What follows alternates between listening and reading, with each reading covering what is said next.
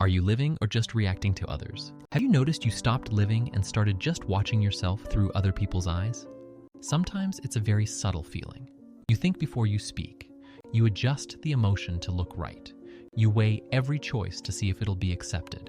You calculate before you act. You keep doing everything normally. But inside, a part of you always holds back, waiting for the world's reaction before moving forward. Carl Jung saw a very important moment in psychological life when a person gets tired of always orienting outward. Not tired of failing, tired of measuring themselves against the world all the time. That fatigue is a sign. This video isn't asking you to ignore the world or cut anyone off. It walks through a journey from living by the external gaze back to focusing only on yourself. If this title touched something familiar, maybe that's not an accident. Maybe you're ready for a different way of living, one where you no longer need the world's validation to know you're on the right path. Stay until the end, because it's very possible that what you're searching for out there is exactly what's been waiting for you in here.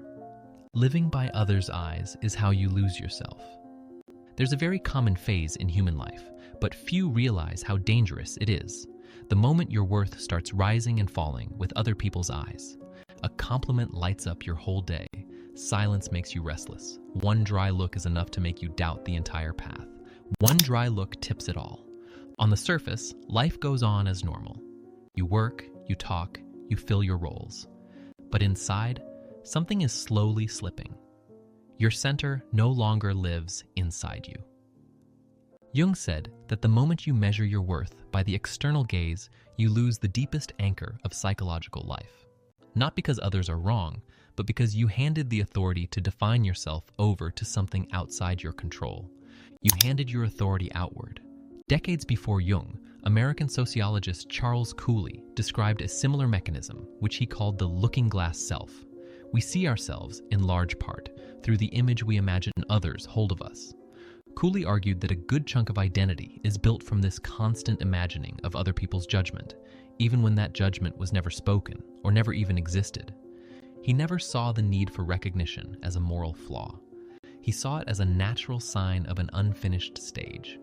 When the self doesn't yet have a firm inner axis, a person is forced to use the world as a mirror to know who they are. With no firm axis, you copy. And where does that missing axis come from? British psychoanalyst Donald Winnicott spent decades observing exactly this in his clinical practice. According to him, when a child learns too early that they're only accepted if they match adult expectations, they develop a version of themselves built to please, a false self, while the true self, spontaneous, stays hidden, waiting for a safe space to appear. In adulthood, that old habit of pleasing first and feeling later keeps running, just now aimed at bosses, partners, followers, whatever audience is available. Childhood teaches you to please first. It's not a character flaw or weakness. It's simply what the child learned worked to be loved and kept close. The problem is that this resource, useful in childhood, becomes a prison when carried unrevised into the whole of adult life. Jung wrote a line that sums this up. Until you make the unconscious conscious, it will direct your life, and you'll call it fate. Picture someone walking through a forest with no compass. If everyone turns left, he turns left too, not because it's the right path, but because he has no other way to know the direction. Jung called this state living by the collective map. You don't really know where you're going, you just know you don't want to be left behind. That's exactly the state where the drift away from yourself begins. Alienation, in Jungian psychology, has nothing to do with doing something wrong or living immorally. It's living further and further from your true self while believing everything is fine, appropriate, up to standard. You choose a field of study because it's considered successful. You choose a lifestyle because it's admired. Each isolated choice seems reasonable, but over time, you start feeling empty and exhausted, as if living a life that isn't fully yours. I once heard about a man in his 30s, always praised as hardworking and successful. But in his free moments, when no one needed him, he felt an anxious emptiness. He stayed busy not out of passion, but out of fear of that emptiness returning. At the same time, he constantly compared himself to people his age, always feeling slower, less accomplished. He didn't realize each comparison was a denial of his own process, a process that, according to Jung, is never identical to anyone else's. But stepping out of that cycle isn't as simple as deciding to stop, because the instant you slow down and stop chasing an image, the first automatic reflex is to look sideways, to see if you're falling behind, and that's exactly where the next trap lives. Comparison is denying your own path. When you start loosening the persona and stop living purely to be accepted, an old reflex shows up right away. You look sideways. You check whether others are moving faster, what they've already achieved, where they stand in life. Comparing denies your own rhythm. Psychologist Leon Festinger proposed, in 1954, social comparison theory. Humans constantly evaluate their own worth by comparing themselves to whoever's nearby. Festinger showed this isn't a conscious choice, it's automatic, firing even in irrelevant situations. And the more ambiguous the situation, the more the mind hunts for someone to compare against, trying to calculate whether it's doing okay just by glancing sideways. Jung claimed that no two psychological development processes are alike. Each person carries a unique unconscious structure and rhythm of maturation. But society doesn't run on that logic. It creates shared deadlines. By a certain age, you should be successful. By a certain age, you should be settled. When you measure your life against those markers, you stop listening to your own process and start forcing yourself onto a schedule that was never yours. A borrowed schedule isn't yours, but there's a question almost nobody asks at this point. If comparison hurts so much, why does it stay so seductive? Jung had an uncomfortable answer for that, one involving something far older than comparison itself. Picture someone running in a crowded race. At first, he just wanted to reach his own destination, but hearing footsteps around him, he starts speeding up, changing direction, drifting from his own route just to avoid falling behind. In the end, he collapses from exhaustion somewhere that was never his destination. Running with the pack isn't arriving. Jung wrote, "The privilege of a lifetime is to become who you truly are. But you can't become yourself while constantly measuring yourself against other people's lives." In Greek mythology, Achilles is the greatest warrior, but he's only invincible while following his own fate. When he seeks to prove his worth through other people's definition of glory, he steps outside the protection of his destiny and falls at the one vulnerable point he had. Recent research on social comparison shows a similar pattern. People repeatedly exposed to other people's milestones, age, salary, status, report lower satisfaction, even when their own life is objectively improving. The technical term is relative deprivation. You don't feel bad about what you have. You feel bad about the distance between what you have and what you see in someone else. The distance hurts, not the lack. But dropping comparison only solves half the problem. Because even once you stop looking sideways, an uncomfortable question remains. Who exactly were you trying to please this whole time? And the answer takes you straight inside a mask you didn't even realize you were wearing. The persona, the price of wanting to be accepted. There's a very subtle moment when you realize you've lived too long through other people's eyes. And right then, a quiet question surfaces. So who exactly has been living in my place all these years? Who's been living in your place? According to Jung, the answer usually isn't other people, but a very familiar psychological structure, rarely faced head-on. The persona. It's the social mask we learn to wear early on, to adapt, to be accepted, to avoid being excluded from the group. Jung insisted the persona was never meant to carry the meaning of life. It's a tool, not the essence. The persona wasn't born to hurt us. It was born to help us survive in the human world. The problem starts when we forget it's just a role and start believing it's who we truly are. Forgetting it's a role hurts later. Remember the false self Winnicott described earlier? The persona is its adult version, the same childhood habit of pleasing first, now dressed in social clothes, used at work, in relationships, on social media. Decades after that original learning, this false self is exactly what Jung called an oversized persona. Jung wrote that the persona is that which, in reality, you are not, but which both you and others believe you are. When you fully identify with it, you start living for an image instead of inner truth. And from there, a subtle addiction is born. Addiction to recognition. You need praise to feel okay, positive feedback to believe you're right. praise becomes emotional fuel. The fear of being judged is what slowly turns the persona from tool into prison. At first, you just want to avoid conflict. You adjust your words, suppress emotion to seem appropriate. Over time, you feel you can no longer stray from that role. Every divergent thought already triggers anxiety. A friend who works in a creative field is always described as pleasant, professional, a perfect fit. She knows exactly what to say in meetings, what to post online, what image to present so as not to make anyone uncomfortable. But in a very private conversation, she admitted she no longer knows what she actually enjoys. Every time she wants to do something different, she hears a string of questions in her head. Will they find it strange? Will they be disappointed? Will they judge me? The anxiety isn't about failing.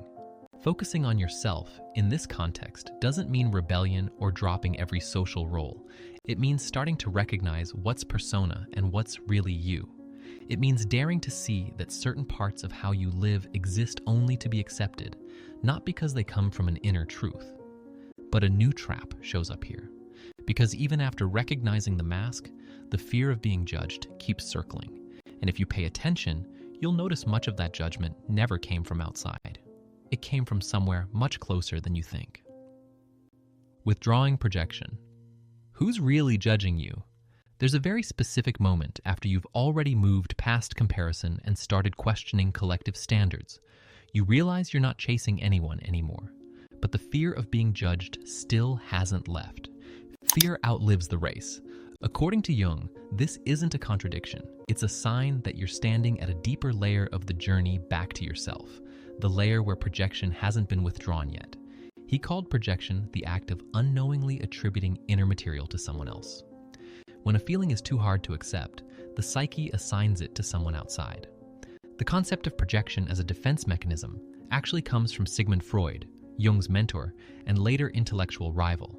For Freud, the mind deals with unacceptable impulses and feelings by expelling them from consciousness and seeing them in the other person. Jung took that idea and deepened it. For him, what we project most is usually the shadow itself, what we deny in ourselves because it doesn't fit the image we want to maintain. But how do you know in practice whether a judgment is real or projected? Jung left a very specific clue for that, tucked into a line he repeated often. Jung wrote, "Everything that irritates us about others can lead us to an understanding of ourselves. Very often, whoever whispers that you're not good enough isn't anyone out there. It's a part of you, the shadow, the repressed and denied side of the psyche. The shadow mimics an outside voice. That explains why two people can receive the exact same neutral comment and react in completely opposite ways.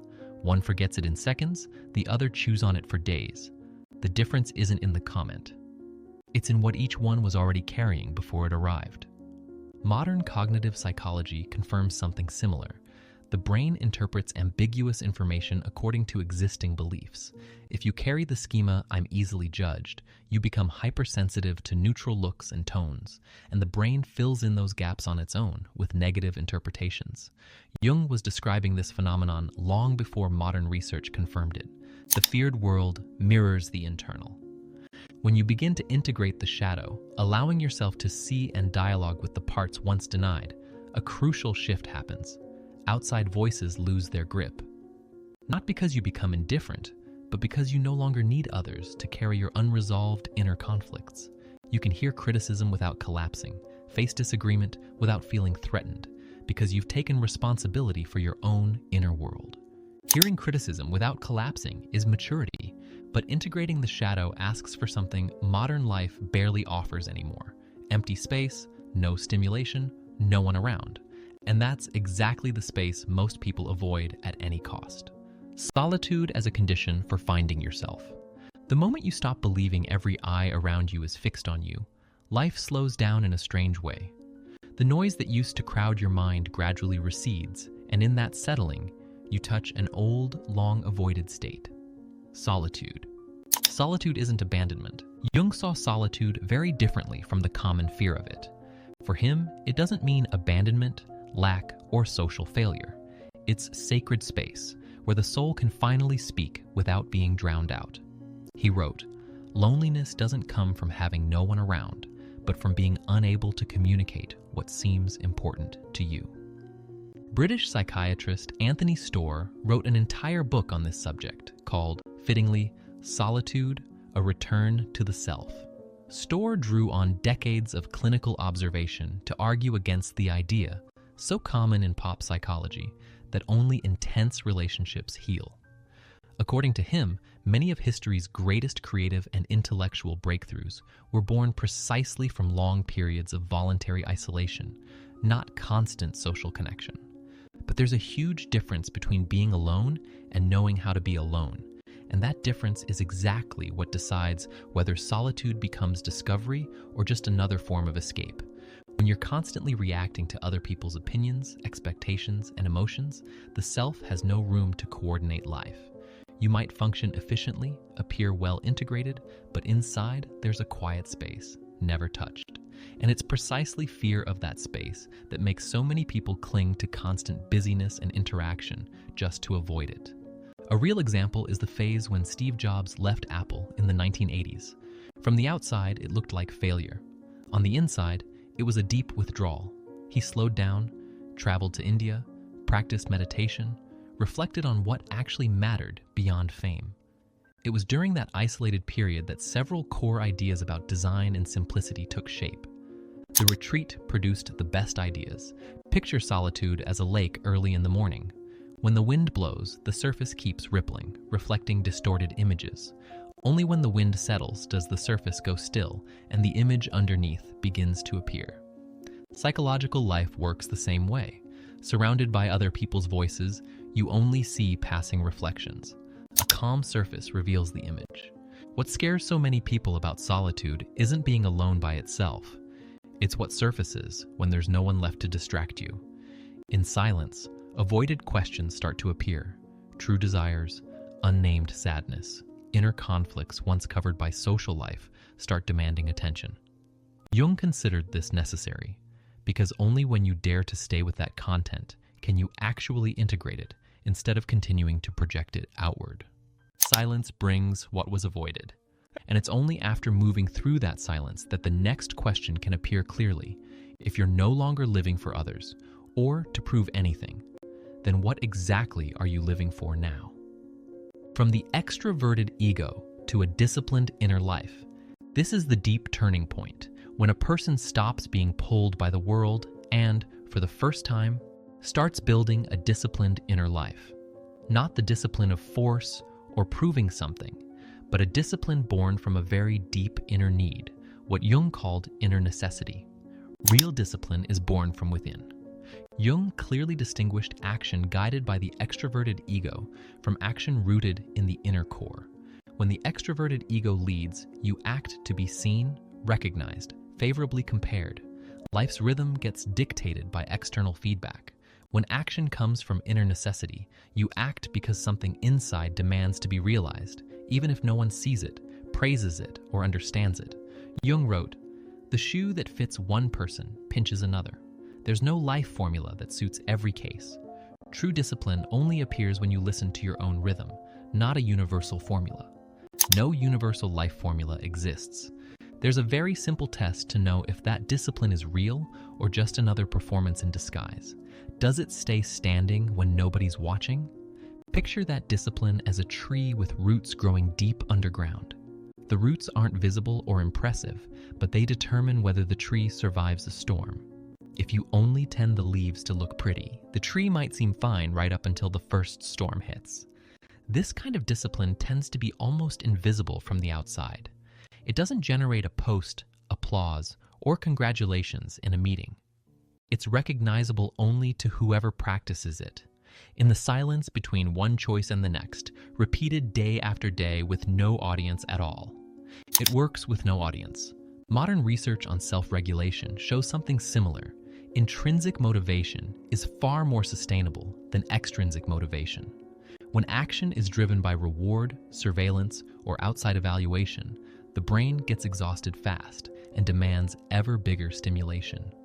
When action is tied to personal meaning and inner coherence, the nervous system holds a far more stable state of focus, with no need for applause to keep going.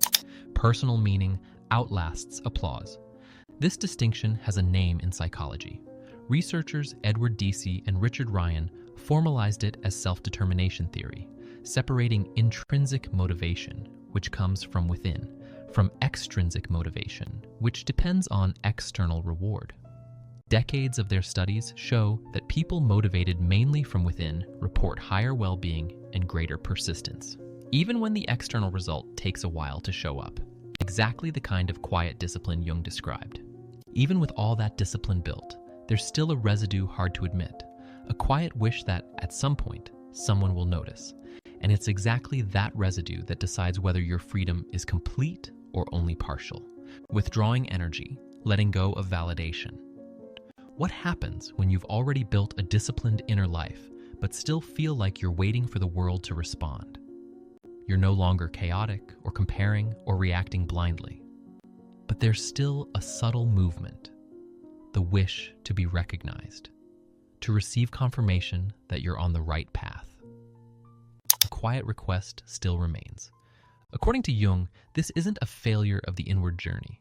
It's the next stage of ego maturation, the moment energy really starts to withdraw from the world. When the ego is immature, it needs reflection to know it exists. Praise, attention, and positive feedback work as mirrors that give the ego shape. But Jung believed the ego wasn't meant to stay stuck in that state. As it matures, it stops needing the world to constantly confirm everything's fine and starts leaning on a different foundation: inner coherence. Jung wrote, "The most terrifying thing is to accept yourself completely. Truly accepting yourself means you no longer need anyone to witness your worth. That's frightening for an immature ego, used to being fed by outside feedback. But for an ego that's been through enough experience, it becomes liberation. Full self-acceptance is liberating." American psychologist Carl Rogers called this dependency conditions of worth, the belief that you only deserve love and respect if you meet certain externally imposed standards. Rogers spent his career studying person-centered therapy and saw maturity precisely as the process of dropping those conditions and starting to validate yourself from within, what he called unconditional positive regard, first coming from others. But withdrawing that energy isn't a single act, done all at once. It's more like a current slowly changing direction, and it's worth understanding exactly how that happens on the inside. Picture psychic energy as a phone battery. When you're constantly plugged into other people's outlet, waiting for validation to charge you from the outside, you never develop a charge of your own. When you learn to self-supply, the battery holds a steady, moderate charge, even far from any outside outlet. Your own charge needs no outlet. I once heard about a woman who had already moved past comparison and no longer feared judgment as much. She had a fairly solid inner life, worked steadily, wasn't chasing an image. But whenever she shared a personal project, she unconsciously checked for feedback, not out of weakness, but because a part of her still asked, "Is this good enough to be seen?" When she noticed that subtle movement and stopped, not by forcing indifference, but by returning to the inner feel of her own work, something shifted. She stopped rising and falling with other people's reactions. The work stayed the same, but her emotions got lighter. She didn't lose motivation. She lost dependence. She lost dependence, not motivation. So, what changes from here? None of these ideas ask you to cut off relationships or turn your back on the world. Focusing on yourself, in Jung's sense, was never about selfishness or cold isolation. It's about no longer using others as the ruler for your own worth. It's about recognizing what's persona and what's really you. It's about asking what has real meaning for you, even if no one else recognizes it. Real meaning needs no audience. You don't need to remove the mask all at once. You can start small. Notice when you're calculating a response just to please, and choose, just once, to answer with what you actually feel. Notice too when comparison shows up and ask not, "Where do I stand next to them?" but, "Am I aligned with myself?" That question alone already dissolves the race. Notice as well the moments when you check other people's reactions before deciding if something is worth it. Every time you catch that movement and choose to go ahead anyway, a small piece of the energy that was out there comes back inside. Noticing the movement shifts the course. 7 layers of this journey, from the external gaze to energy withdrawn from the world, show the same movement from different angles. You don't need to distance yourself from people. You need to stop handing them the authority to say who you are. Jung believed this return isn't a loud rupture. It's a quiet accumulation, day after day, every time you keep your word to yourself on the small things. The return is quiet, not loud. From this point on, life doesn't necessarily get easier, but it gets truer. You no longer have to live fast to keep up with someone, live right to be accepted, or live big to be seen. You just need to live aligned with what's moving deepest inside you. And paradoxically, it's exactly when you stop searching for your place in the world that the world loses its power to shake you. If this video touched something familiar, share it with someone who's also tired of living by other people's eyes. And if you want to keep walking this inward journey, subscribe to the channel. See you next time.